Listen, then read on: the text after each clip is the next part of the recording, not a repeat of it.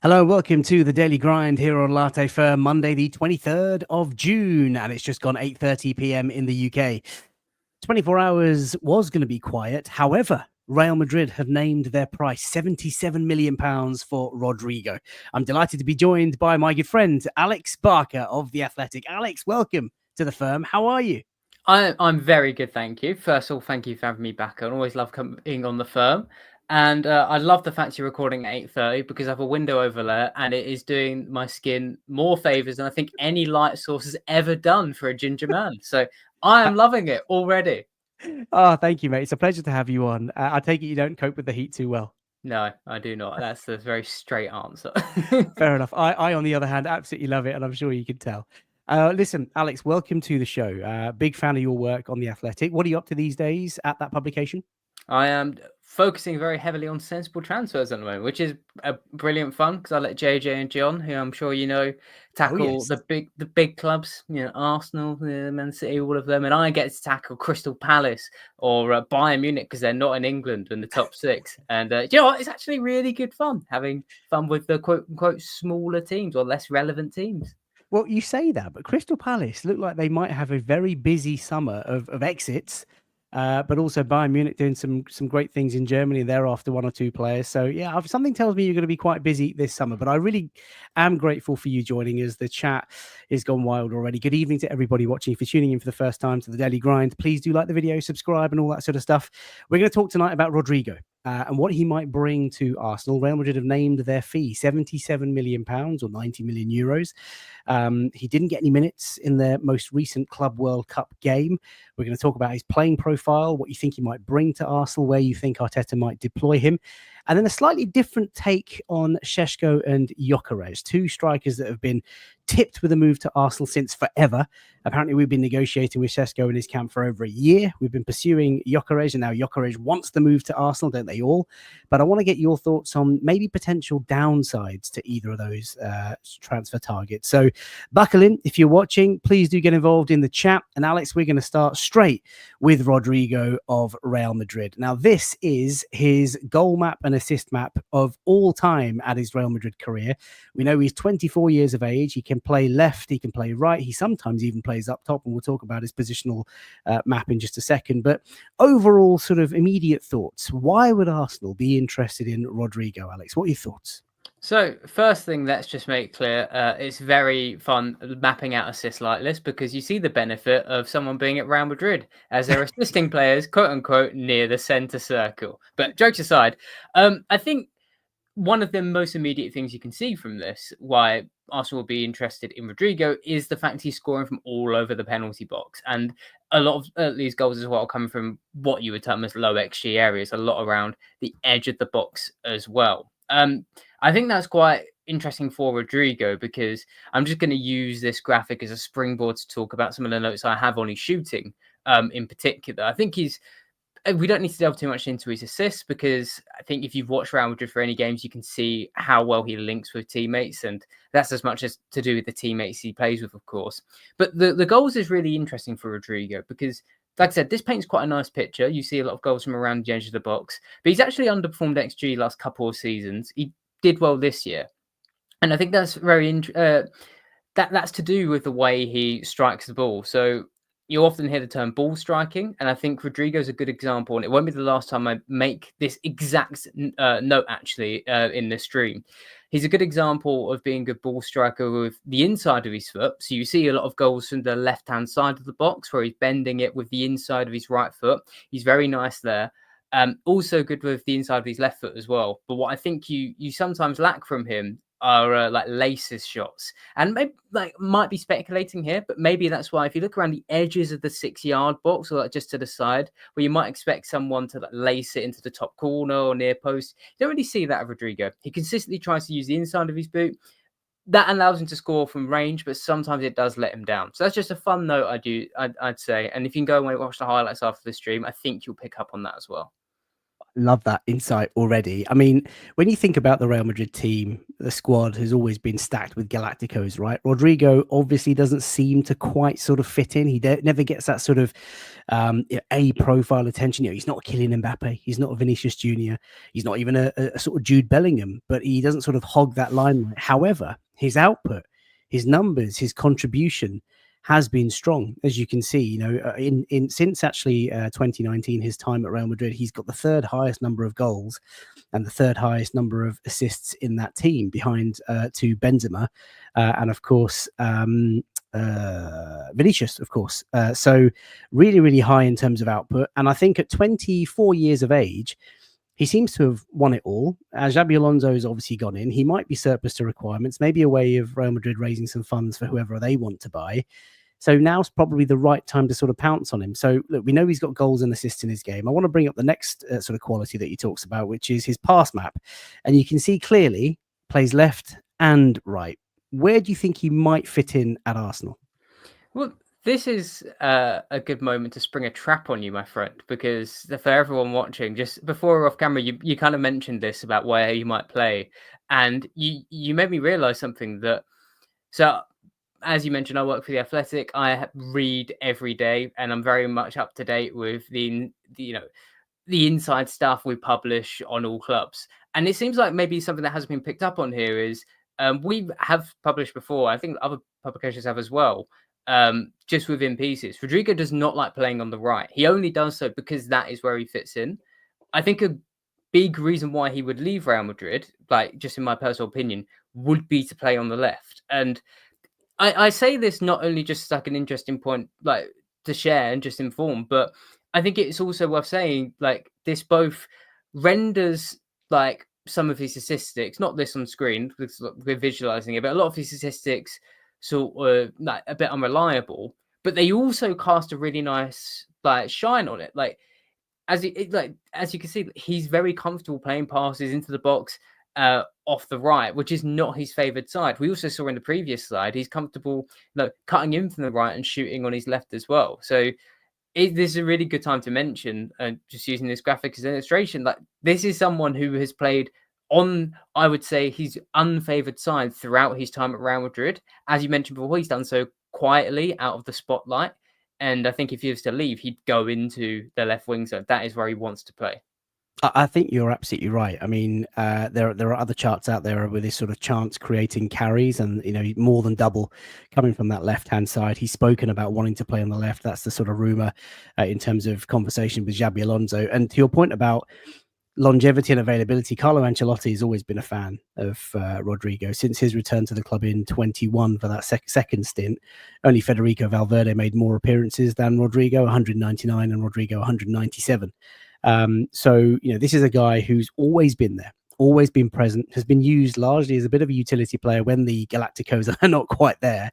But he's obviously shown a sort of versatility. And you look at the stats along the bottom there, courtesy of Optra Analyst, 91% passing accuracy, which for a wide player is I think quite high. You know, you'd expect that from your central midfield players, but 91% for a wide player, you know, is really good. And if we sort of elaborate further on that sort of positional map, you can see that this season, minutes played in La Liga, 18% of his game time out at left wing, 48% of his game time out on right wing. But interestingly, 21% of his game time up top. Is that potentially something that Arteta could explore? I think so, yes, because I think I mentioned before about his shooting and maybe there's a bit of technical flaw in how he doesn't use his laces. But one of the things I do like about Rodrygo is his time to shoot's generally pretty quick. So I think there's a striker we'll talk about perhaps in the stream who it might take a little bit of time to shimmy a defender, take a step and get their shot away. Whereas Rodrygo is very much makes a step over, bang, and shoots, and it makes him really lethal, I'd say, in the box. Also jumping off your stats as well, like I really want to back you up here on the reliability and the ever presentness of Rodrygo throughout the Carlo Ancelotti era. And there will be people inevitably who say, okay, he's scored lots of goals, he's got lots of assists, but it's against La Liga. Look at his Champions League record. I was just double checking it earlier. I'm pretty sure in the last 4 campaigns, each one he got 7 goals and assists in the Champions League. And he scored some vital goals in like knockout competitions as well. I remember against Man City, for example, too. So yeah, he's not only like lethal in the box, but has got, I'd say as well, really good movement too. And that has been proven not just against teams like in La Liga, like the lower teams, where in fairness it can be a bit of an unequal league, but against the highest level opposition in the Champions League too. There's a question here from someone in the chat, and that is Godwin. Welcome to the show, Godwin. It says, why do people think this guy is an upgrade on Martinelli? Now, a lot of people will think, right, Real Madrid scored loads of goals, scored loads of assists. In fact, he gets a goal or an assist every 136 minutes, which is quite impressive. Obviously, been playing there for a long time, won everything there is to win in the game. Obviously, he's an upgrade on Martinelli, but what is it that you think makes him a better player than Martinelli? Is it frankly just his output? Is he a technically better player? What's your opinion? I think that's a good moment to talk about the technical aspects, right? Like, I've been keeping a little bit of an eye on Martinelli over the last like 6 months or so, and I think he's taken a bit of a step forward, certainly in like using his left foot, which is quite nice. But I think Rodrygo, like, this is no disrespect to Martinelli. Rodrygo is at an incredibly high level, like technically speaking. It's why Real Madrid signed him in the first place. This is someone who's like could just manipulate the ball very easily, and what that looks like on the pitch instead of techno babble is when he's taking someone on, he's just extremely effective, and he can when there's a 2v1 situation on, for example, whereas against Martinelli, that might be a moment where he has to pass backwards. For Rodrygo, that is still an opportunity where he could potentially reach the byline, get a cross in, or cut inside, and like we said, very quick to get a shot away. So we don't have to disrespect Martinelli or Arsenal's current options. It's obviously a common trap people fall into when we say, would this player improve them? There's no disrespect to Martinelli. It's just Rodrygo. There's a reason he's playing for Real Madrid, and he's not. Of course, the output is going to be helped by playing alongside the best players in the world, but there's a reason he's on the pitch with them too. There is. And listen, Martinelli, I think there's been a notable improvement in terms of effort and work rate off the ball, certainly in the last sort of 6 to 12 months. I think Rodrygo has that in his locker as well. The only nervousness I've got about this, Alex, obviously it's a lot of money, £77 million fee. However, we know how La Liga agents and all that sort of stuff work. There'll probably be another, maybe double digits, £10 million on top for agency fees and all that sort of stuff. And he'd command quite a hefty wage. So it's a gamble. Every signing is a gamble. I appreciate that. Do you think that this is one that will be a success if Arsenal get their man? Yeah, I think so. I think it's for anyone not familiar with my work, it takes a lot for me to say something like that. I'm usually very, very skeptical. You are. And yeah, I think Rodrygo's in that Bradley Barcola, Nico Williams sort of bracket of, yeah, he comes in and I'm pretty sure it's a guaranteed hit. Well, there you go. So Rodrygo, 24 years of age, at Real Madrid, won it all. One of the Galacticos, linked now with a move to Arsenal. Things haven't gone quite his way with Xabi Alonso. Is Mikel Arteta going to get his man? I'll set up a poll shortly on the live YouTube channel. I want to get your thoughts, chat, as to whether you think he would be a good signing. Talking of your skeptical nature, let's move subjects and talk about Benjamin Šeško and Viktor Gyokeres, but in a slightly different light for those of you that have just joined. Hundreds of you watching, by the way, live on YouTube. Please do like the video, subscribe to the channel if you're new. Daily grind content to come throughout the entire summer. You asked me to prop up his XG map. So you've got 9.97 XG in the Bundesliga last year for Benjamin Šeško. He scored 13 goals in the league. What is it that you wanted to share about his shooting efficiency and just his player profile in general? Benjamin Šeško is a completely broken striker for me, and wow. a broken striker when you often hear that, it's like in a FIFA context of this guy's broken, he breaks the game, he's amazing, but he's broken in like a striker in a way he shouldn't really. He's at the opposite of what you want, I would say, in a lot of ways. So we can see a lot of shots coming from outside the box with Benjamin Šeško, and if you've seen any highlights package, if you've seen any highlight of a goal from Sesko, you'd likely look at that and think, you're about to tell me that he takes too many shots from bad situations, but it doesn't matter. I've seen him whack it a million miles an hour and score, and he can overperform his XG and score goals. You know what? And to that, I'd say fair enough. There is a reason he takes shots from range, because when he's lacing the ball, he can absolutely whack it. And that is why, like, you see 3 goals there from outside the box in tiny XG locations. I would say still that he is taking too many shots from bad positions, but there is a nuance here. In a weird way, the reason I say he's broken, Benjamin Sesko, is he's more dangerous than range for me than he is up close. And you can see that if you look like towards the goal. Look how many big chances there are that he has missed. I think there's a reason why too, that we can get onto. As I mentioned, laces, Sesko is incredible. Any goal you see, includes him hitting it 100 miles an hour, hitting it with his laces, and it's borderline unstoppable. When he's using the inside of his foot, though, it's the opposite to Rodrygo. Sorry, I corrected myself earlier. Sesko is nowhere near as confident or as capable ball striker, as he is with his laces. And this is a good situation to highlight. So this is for Slovenia against Portugal. There's many misses I could have chosen here. There's 2 against Mainz, but I felt like this was a good one because anyone can see this is a very big chance. He actually slows down here because he had so much time on the ball. And for a striker who you've seen the highlights of, Benjamin Šeško, you'd think, well, he's finishing this because I've seen him hit it from where number 19 is, and it goes straight in. But Sesko, he just struggles to get as much power and as much accuracy on the inside of his foot. So what happens here?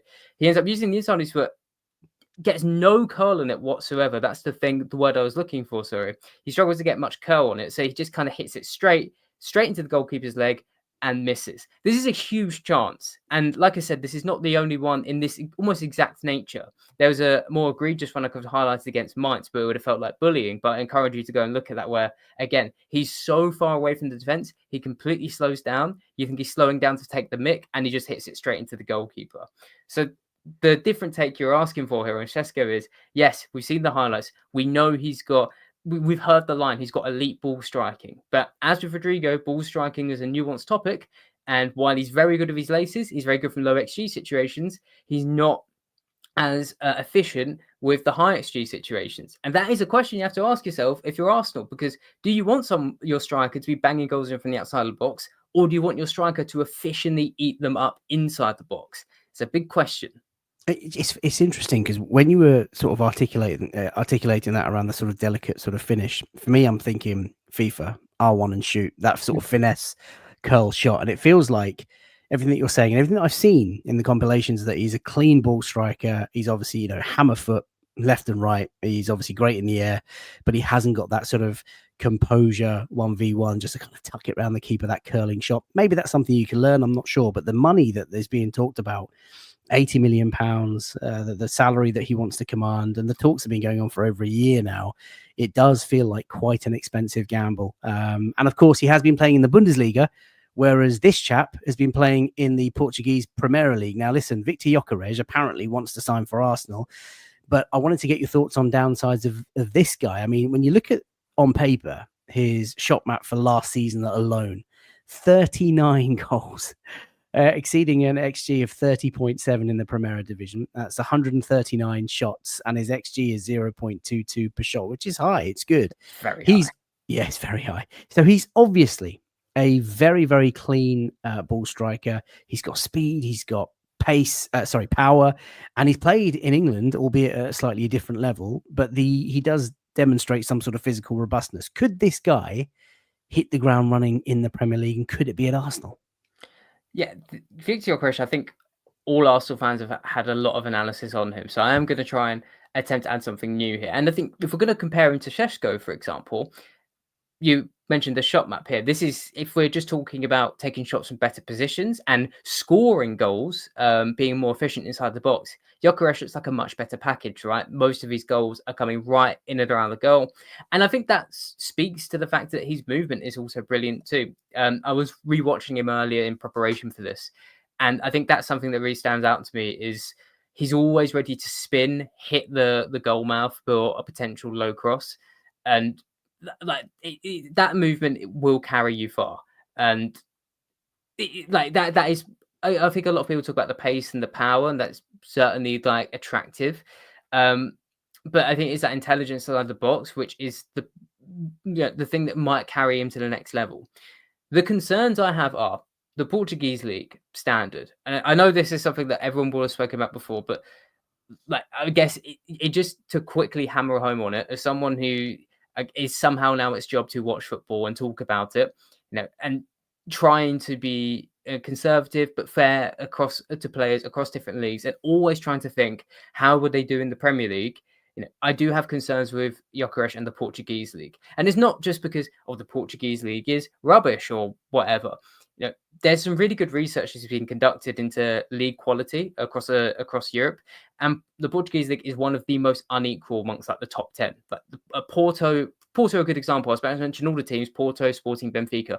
Porto last season, they finished third on, I think it was 71 points, right? That was their worst season since 2009. Okay, that's the standard we're talking about here. If they were to finish like fifth, I think that would be their worst finish this century. Same goes to Benfica, for example, right? And the context you have to add here, it's not to say that Gyokeres' goals are worthless or anything like that.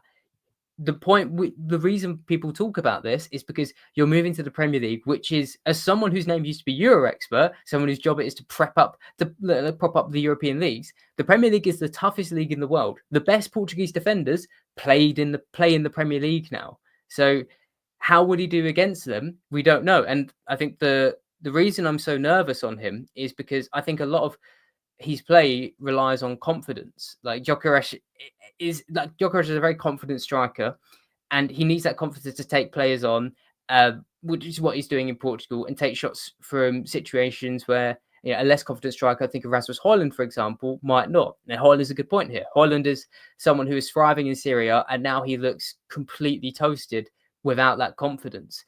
Do you want to take Gyokeres into Arsenal?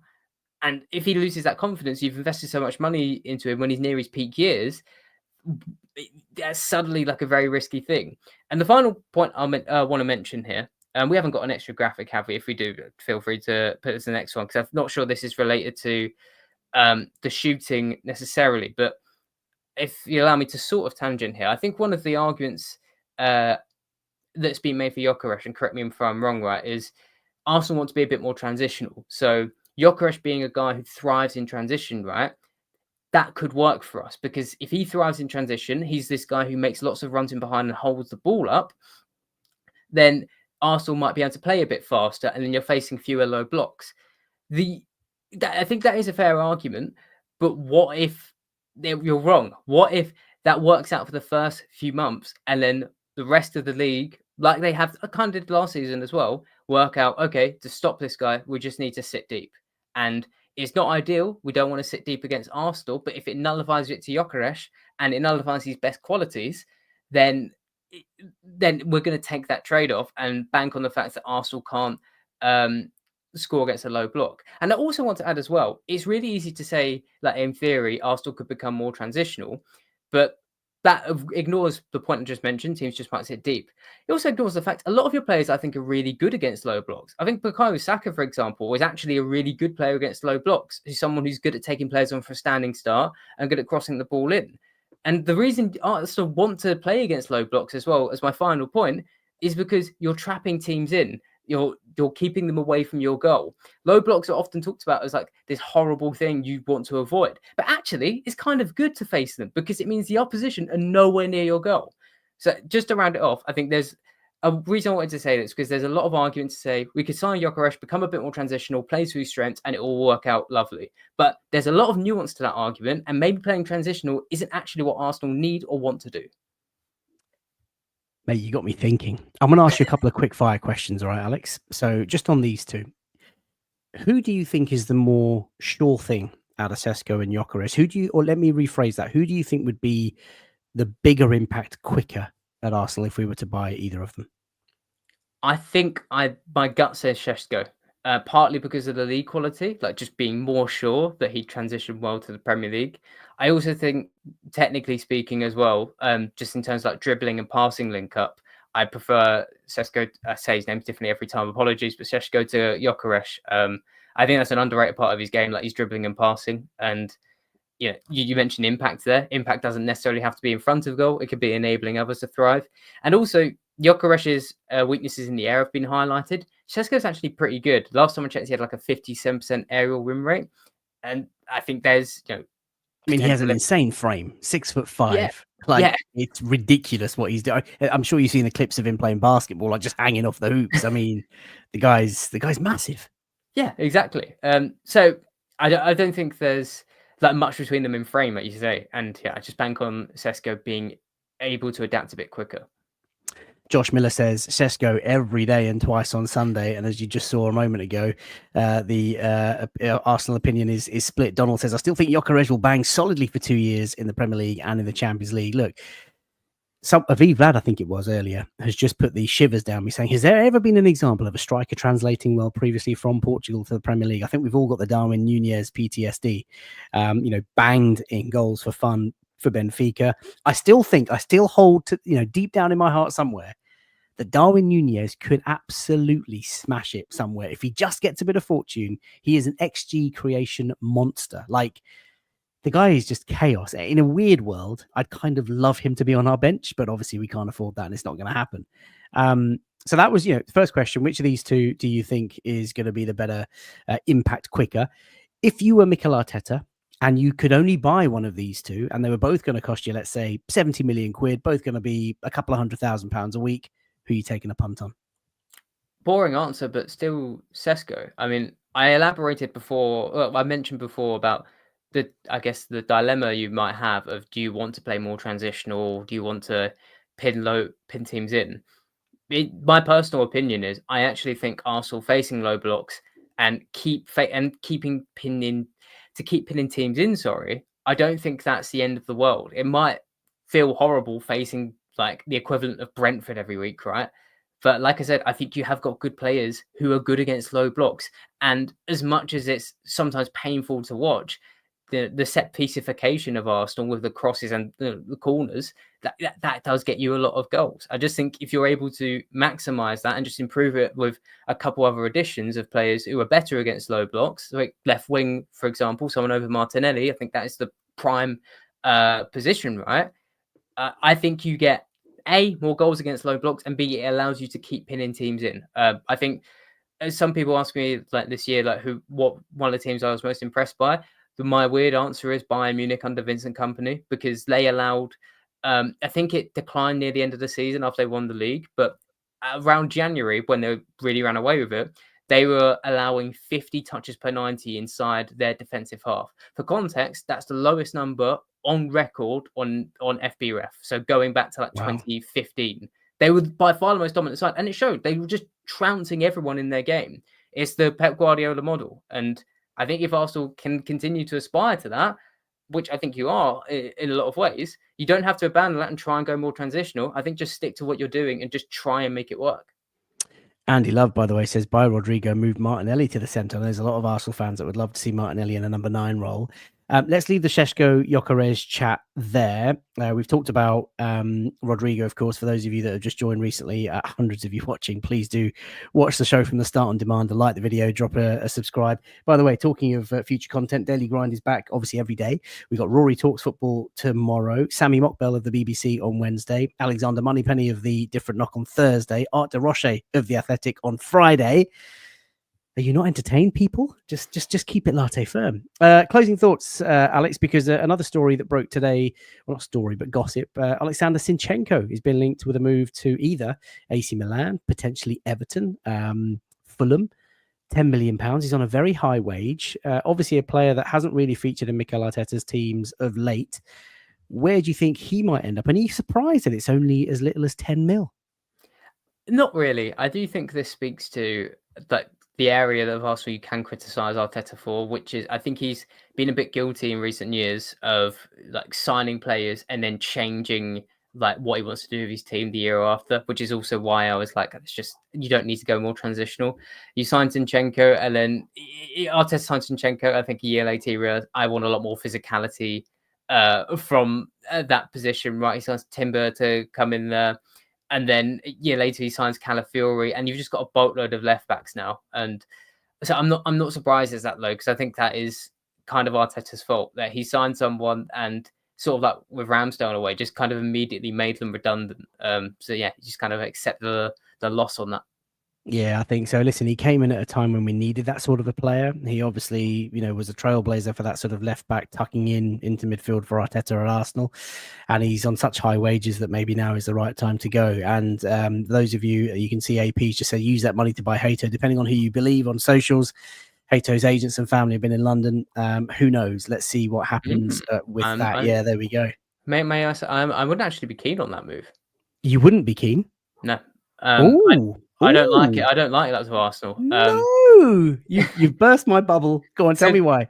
It's a really simple reason. I don't need to elaborate on. I think he's an extremely one-footed player. And I think that's fine if you're going to play as an out-and-out fullback, which is what Ajax ended up doing with him as the season went on. Mhm. But when you watch him invert, he's so closed off of his passing angles. There might be a really nice pass to make to like a number 8, for example, on his right foot. He's too closed and he'll pass to his left back to the centre-back. And in a team where your fullbacks invert often, I think that is the one quality you absolutely cannot afford to facilitate. So I wouldn't be keen on that at all.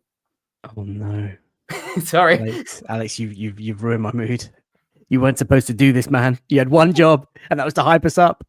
Listen, I really appreciate your insight, of course. And listen, he's still a young boy. There's still a lot of potential. Maybe Arteta can coach that into him. By the way, just going back to the poll that I checked, would Rodrygo be a good signing for Arsenal at £77 million? The live poll, yes, 86%. No, 2%. And not sure, 12%. There you go. That is how the voting has stopped for that. So an almighty, overwhelming yes for Rodrygo to Arsenal.